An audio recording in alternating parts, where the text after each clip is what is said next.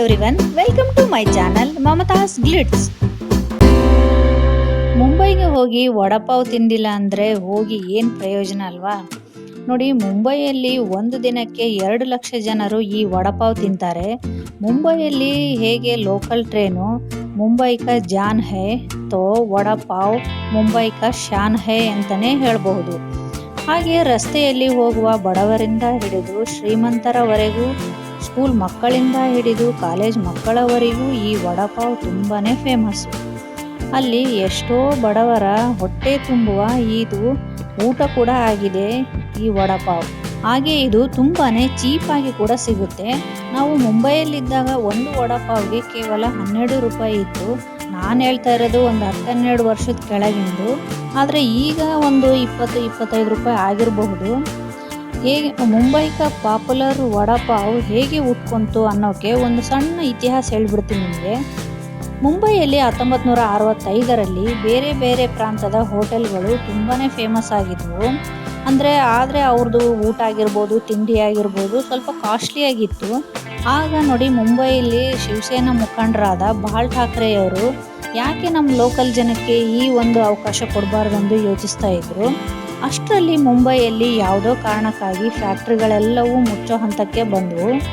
ಆಗ ಅಲ್ಲಿ ಕೆಲಸ ಮಾಡೋರು, ಅಂದರೆ ಫ್ಯಾಕ್ಟ್ರಿಯಲ್ಲಿ ಕೆಲಸ ಮಾಡೋರು ತಮ್ಮ ಹೊಟ್ಟೆ ಪಾಡಿಗೆ ಅಂತ ರಸ್ತೆ ಬದಿಯಲ್ಲಿ ವ್ಯಾಪಾರ ಶುರು ಮಾಡಿದರು.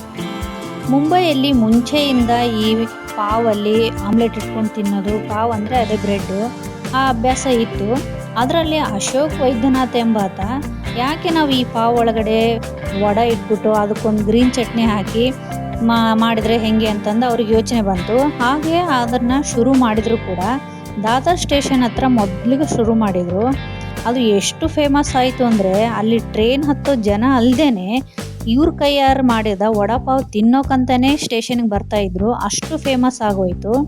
ಹಾಗೆ ಬಾಳ್ ಠಾಕ್ರೆ ಅವ್ರು ಏನಿದ್ರತ ಅವರು ಸ್ವತಃ ಬಂದು ಇವ್ರ ಕೈಯಾರ ಮಾಡಿದ ವಡಾಪಾವ್ ತಿಂದ್ಬಿಟ್ಟು ಹೋಗ್ತಾ ಇದ್ರಂತೆ, ಅಷ್ಟು ಫೇಮಸ್ ಆಗೋಯಿತು.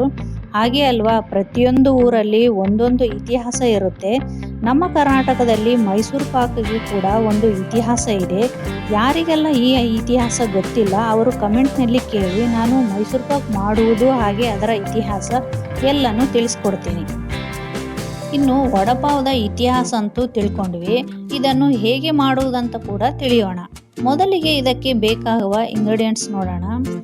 6-7 ಆಲೂಗಡ್ಡೆ, 1 ಬೌಲ್ ಕಡಲೆ ಹಿಟ್ಟು, 2 ಈರುಳ್ಳಿ, 2 ಸ್ಪೂನ್ ಅಕ್ಕಿ ಹಿಟ್ಟು, 2 ಪಾವ್, 3 ಹಸಿಮೆಣಸಿನಕಾಯಿ, 5 ಬೆಳ್ಳುಳ್ಳಿ, 1 ಇಂಚು ಶುಂಠಿ, ಸ್ವಲ್ಪ ಕೊತ್ತಂಬರಿ ಸೊಪ್ಪು, ಒಂದು ಸ್ವಲ್ಪ ಎಣ್ಣೆಯಲ್ಲಿ ಫ್ರೈ ಮಾಡಿದ ಬೂಂದಿ. ಮೊದಲಿಗೆ ಆಲೂಗಡ್ಡೆ ಬೇಯಿಸ್ಕೊಳ್ಳೋಣ. ಸ್ವಲ್ಪ ನೀರು ಹಾಕಿ ಆಲೂಗಡ್ಡೆ ಮುಳುಗೋವರೆಗೂ, ಹಾಗೆ ಅದ್ರ ಜೊತೆಗೆ ಒಂದು ಸ್ವಲ್ಪ ಉಪ್ಪು ಹಾಕಿ ನೋಡಿ 3 ವಿಸಿಲ್ ಹೊಡಿಸಿ ಸಿಪ್ಪೆ ತೆಗೆದು ಇಟ್ಕೊಳ್ಳಿ.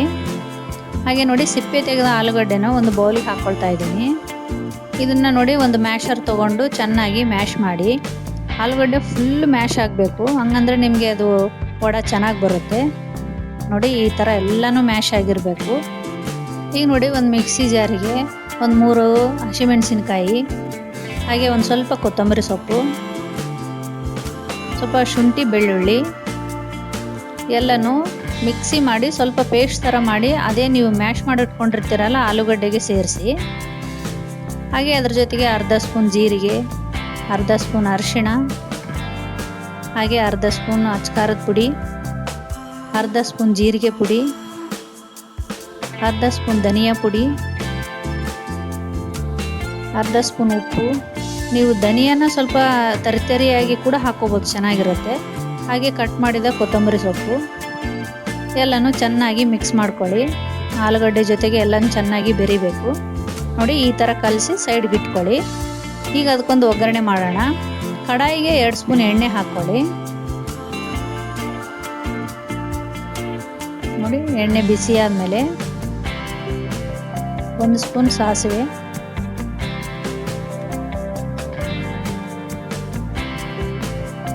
ಹಾಗೆ 1 ಸ್ಪೂನ್ ಜೀರಿಗೆ, ಸ್ವಲ್ಪ ಕರಿಬೇವು, ಒಂದು ಸ್ವಲ್ಪ ಇಂಗು,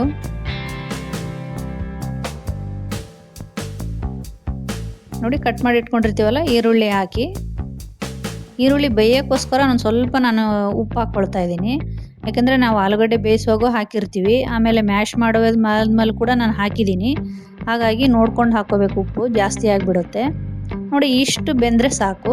ನಾವೇನು ಮಿಕ್ಸ್ ಮಾಡಿ ಇಟ್ಕೊಂಡಿರ್ತೀವಲ್ಲ ಆಲೂಗಡ್ಡೆ, ಅದನ್ನೆಲ್ಲ ಚೆನ್ನಾಗಿ ಮಿಕ್ಸ್ ಮಾಡಿ ಈರುಳ್ಳಿ ಜೊತೆಗೆ.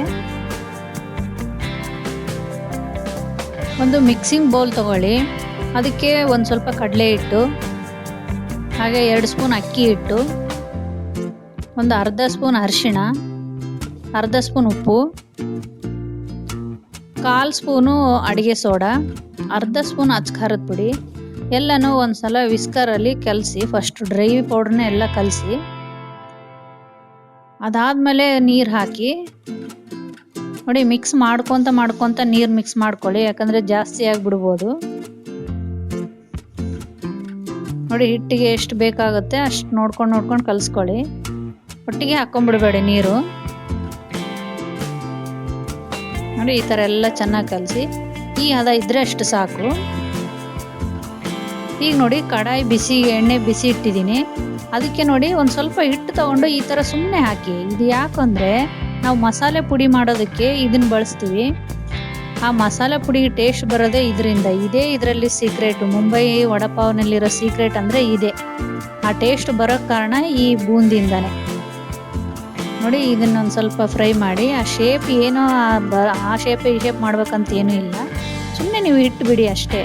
ನೋಡಿ ಒಂದು ಬೌಲಲ್ಲಿ ತೊಗೊಳ್ಳಿ. ಈ ಕಡೆ ಒಂದು ಪ್ಯಾನ್ಗೆ ಕಡಲೆಕಾಯಿ ಬೀಜ ಹಾಕಿ ಒಂದು ಬೌಲು ಸ್ವಲ್ಪ ಚೆನ್ನಾಗಿ ಫ್ರೈ ಮಾಡ್ಕೊಳ್ಳಿ. ನೋಡಿ ನೀವು ಸುಮಾರು ಕಡೆ ವಡಪಾವ್ ತಿಂದಿರ್ತೀರ, ಇಲ್ಲಿ ಬೆಂಗಳೂರಲ್ಲೂ ತಿಂದಿರ್ತೀರ, ಆದರೆ ಮುಂಬೈ ವಡಪಾವ್ನಷ್ಟು ಟೇಸ್ಟ್ ಬಂದಿರಲ್ಲ. ಕಾರಣ ಅಂದರೆ ಇದೆ, ಈ ಮಸಾಲೆ ಪುಡಿಯಿಂದನೇ ಅದು ಟೇಸ್ಟ್ ತುಂಬ ಚೆನ್ನಾಗಿ ಬರುತ್ತೆ. ಇಷ್ಟು ಸಾಕು, ಪ್ಲೇಟಿಗೆ ಎತ್ತಿಟ್ಕೊಳ್ಳಿ. ಈಗ ಒಂದು ಮಿಕ್ಸಿ ಜಾರಿಗೆ ಕಡಲೆಕಾಯಿ ಬೀಜ, ಆಗಲೇ ನಾವೇನು ಫ್ರೈ ಮಾಡಿ ಇಟ್ಕೊಂಡಿರ್ತೀವಲ್ಲ ಅದು, ಬೆಳ್ಳುಳ್ಳಿ, ಹಾಗೆ ಅರ್ಧ ಸ್ಪೂನ್ ಜೀರಿಗೆ, ನಾನು ಇಲ್ಲಿ 2 ಸ್ಪೂನ್ ಅಚ್ಕಾರದ ಪುಡಿ ಹಾಕ್ಕೊಳ್ತಾ ಇದ್ದೀನಿ. ನೋಡಿ ಎಲ್ಲನೂ ಗ್ರೈಂಡ್ ಮಾಡಿ ಉಪ್ಪು ಹಾಕಿ ಒಂದು ಬೌಲಿಗೆ ಎತ್ತಿಟ್ಕೊಳ್ಳಿ. ಅದೇ ಮಿಕ್ಸಿ ಜಾರಿಗೆ ಶುಂಠಿ, ಹಾಗೆ ಬೆಳ್ಳುಳ್ಳಿ, ಕೊತ್ತಂಬರಿ ಸೊಪ್ಪು, ಪುದೀನ, ಒಂದು 3 ಹಸಿಮೆಣಸಿನ್ಕಾಯಿ ಹಾಕ್ಕೊಂಡು ಒಂದು ಸ್ವಲ್ಪ ಉಪ್ಪು, ಸ್ವಲ್ಪ ಜೀರಿಗೆ ಪುಡಿ ಎಲ್ಲನೂ ರುಬ್ಕೊಂಡು ನೋಡಿ ಗ್ರೀನ್ ಚಟ್ನಿ ಮಾಡಿಟ್ಕೊಳ್ಳಿ. ನೋಡಿ ನಾವು ಆಲೂಗಡ್ಡೆನ ಈ ಥರ ಸ್ವಲ್ಪ ಫ್ಲ್ಯಾಟಾಗಿ ಪ್ರೆಸ್ ಮಾಡಿ ಇಟ್ಕೊಂಡಿರಿ.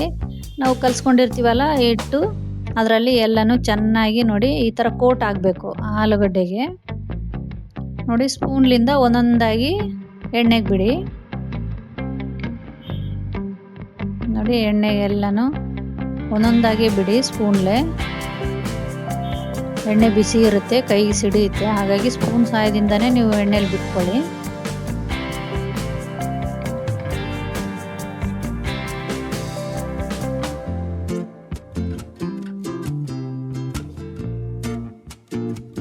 ನೋಡಿ 2 ಕಡೆ ಚೆನ್ನಾಗಿ ಫ್ರೈ ಆಗಬೇಕು.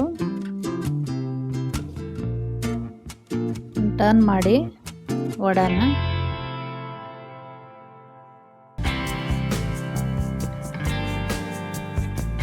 ನೋಡಿ ಇಷ್ಟು ಗೋಲ್ಡನ್ ಬ್ರೌನ್ ಬಂದರೆ ಸಾಕು.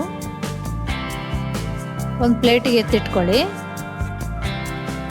ಹಾಗೆ ನೋಡಿ ಈ ವಡಪಾವ್ ಜೊತೆಗೆ 2 ಮೆಣಸಿನ್ಕಾಯಿ ಕೊಡ್ತಾರೆ, ಅದಂತೂ ಅಯ್ಯೋ ಅಷ್ಟು ಖಾರವಾಗಿರುತ್ತೆ. ಆದರೂ ಅಲ್ಲಿ ಹಾಗೆ ತಿಂತಾರೆ, ನಮಗೆ ತಿನ್ನೋಕ್ಕಾಗಲ್ಲ. ಇದು ಅಷ್ಟೇನು ಖಾರ ಇಲ್ಲ ಮೆಣಸಿನ್ಕಾಯಿ. ಇದನ್ನು ನೋಡಿ ಮಧ್ಯದಲ್ಲಿ ಸೀಳಿಬಿಟ್ಟು ಫ್ರೈ ಮಾಡಿ ಎಣ್ಣೆಯಲ್ಲಿ. ಅದಕ್ಕೆ ಒಂದು ಸ್ವಲ್ಪ ಮೇಲೆ ಉಪ್ಪು ಹಾಕಿ ಈ ಥರ ಪ್ಲೇಟಿಗೆ ತಗೊಂಡು, ಈಗ ನೋಡಿ ಬನ್ನ ಮಧ್ಯದಲ್ಲಿ ಈ ಥರ ಕಟ್ ಮಾಡ್ಕೊಳ್ಳೋಣ. ನೋಡಿ ಈ ಥರ 2 ಭಾಗ ಮಾಡಿ ನಾವೇನು ಚಟ್ನಿ ಮಾಡಿಟ್ಕೊಂಡಿರ್ತೀವಲ್ಲ ಗ್ರೀನ್ ಚಟ್ನಿ, ಅದನ್ನ ಎಲ್ಲ ಕಡೆ ಚೆನ್ನಾಗಿ ಸ್ಪ್ರೆಡ್ ಮಾಡಿ. ಈ ವಡಪಾವಲ್ಲಿ ಅಷ್ಟೇ ಆ ಪುಡಿ ಹೇಗೆ ನಿಮಗೆ ಟೇಸ್ಟ್ ಕೊಡುತ್ತೋ, ಈ ಗ್ರೀನ್ ಚಟ್ನಿ ಸಹ ಅಷ್ಟೇ ತುಂಬಾ ಟೇಸ್ಟ್ ಬರುತ್ತೆ. ಈ ಗ್ರೀನ್ ಚಟ್ನಿ ಅಷ್ಟೇ ನೀವು ಮಾಡಿ ಒಂದು ಗ್ಲಾಸೊಂದು ಇದರಲ್ಲಿ ಸ್ಟೋರ್ ಮಾಡಿ ಇಟ್ಕೊಳ್ಳಿ ಫ್ರಿಜ್ಜಲ್ಲಿ. ನೋಡಿ ನಾವು ಮೊದಲೇ ಮಾಡಿಟ್ಕೊಂಡಿರ್ತೀವಲ್ಲ ವಡ, ಹಾಗೆ ಅದ್ರ ಮೇಲೆ ನಾವು ಏನು ಮಸಾಲೆ ಪುಡಿ ಮಾಡಿಟ್ಕೊಂಡಿದ್ದೀವಲ್ಲ ಅದನ್ನು ಸ್ವಲ್ಪ ಹಾಕಿ ಈ ಥರ ಚೆನ್ನಾಗಿ ನಿಮ್ಗೆ ಎಷ್ಟು ಬೇಕಷ್ಟು ಹಾಕಿ ಈ ಥರ ಸ್ವಲ್ಪ ಪ್ರೆಸ್ ಮಾಡಿ. ನೋಡಿ ನಾನು 2 ಪಾವು ರೆಡಿ ಮಾಡಿಟ್ಟಿದ್ದೀನಿ. ಅದ್ರ ಜೊತೆ ಮೆಣಸಿನ್ಕಾಯಿ ನೋಡಿ ಸ್ಟ್ರೀಟ್ ಸ್ಟೈಲಲ್ಲೇ ಮುಂಬೈ ಸ್ಟೈಲಲ್ಲೇ ತೋರಿಸ್ತಾ ಇದ್ದೀನಿ. ನಿಮಗೆ ಆ ಫೀಲ್ ಬರಲಿ ಅಂತ ನಾನು ಪೇಪರ್ ಪ್ಲೇಟಲ್ಲಿ ತೋರಿಸಿದ್ದು. ನೋಡಿದ್ರಲ್ಲ, ನೋಡಿದ್ರೆ ಬಾಯಲ್ಲಿ ನೀರು ಬರುತ್ತೆ ಅಲ್ವಾ. लो जी, ಜಬರ್ದಸ್ತ್ ಟೇಸ್ಟಿ ಸ್ಪೈಸಿ ಮುಂಬೈ ಕಾ ವಡಾಪಾವ್ ರೆಡಿ ಹೋ ಗಯಾ. ಸ್ವಲ್ಪ ಮುಂಬೈ ಫೀಲ್ ಬರಲಿ ಅಂತ ಹೇಳಿದೆ. ಈ ವಡಾಪಾವ್ ಎಷ್ಟು ಫೇಮಸ್ ಅಂದರೆ ಅಲ್ಲಿನ ಜನ 23 ಆಗಸ್ಟ್ ವಡಾಪಾವ್ ದಿನ ಅಂತಲೇ ಆಚರಣೆ ಮಾಡ್ತಾರೆ. ಅಷ್ಟು ಪಾಪ್ಯುಲರ್ ಈ ವಡಾಪಾವ್. ನೀವು ಕೂಡ ಒಮ್ಮೆ ಮಾಡಿ ಹೇಗೆ ಬಂತು ಅಂತ ಕಮೆಂಟ್ ಮೂಲಕ ತಿಳಿಸೋದು ಮಾತ್ರ ಮರಿಬೇಡಿ. Like, subscribe and don't forget to click on bell icon. Next ವಿಡಿಯೋದಲ್ಲಿ ಸಿಗೋಣ. ಬಾಯ್ ಬಾಯ್.